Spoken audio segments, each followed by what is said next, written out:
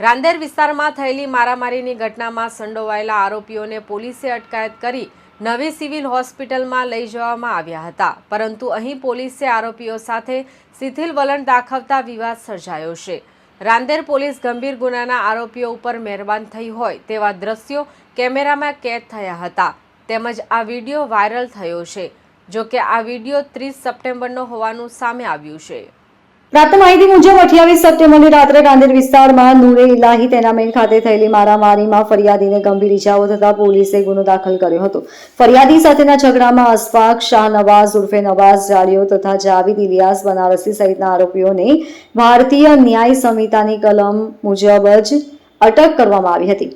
Police આ આરોપીઓ સહિત અન્ય આરોપીઓને બ્લડ સેમ્પલ અને સારવાર માટે નવી સિવિલ હોસ્પિટલમાં લઈ ગઈ હતી, પરંતુ અહીં પોલીસ વાનમાં આરોપીઓને તેમના સગાઓ સાથે મળવા દેવામાં આવ્યા હતા। આ દરમિયાન આરોપીઓને તેમના સગાઓએ મોબાઈલ ફોન આપી અન્ય લોકો સાથે વાત કરાવતા નજરે પડ્યા હતા। આટલું ઓછું હોય તેમ અલગ અલગ આરોપીઓના સગાઓ પોલીસની હાજરીમાં રહેલા આરોપીઓને બહારથી ગુટખા, સિગરેટ અને ચા પીવડાવવાના દ્રશ્યો પણ કેમેરામાં કેદ થયા હતા। રાંદેર પોલીસ આરોપીઓ પર મહેરબાન હોય તેવા દ્રશ્યો નવી સિવિલ હોસ્પિટલમાં જોવા મળ્યા હતા। આ દ્રશ્યો બાદ રાંદેર પોલીસની કામગીરી સામે અનેક સવાલો ઉભા થયા છે। Bureau report LK star news, Surat.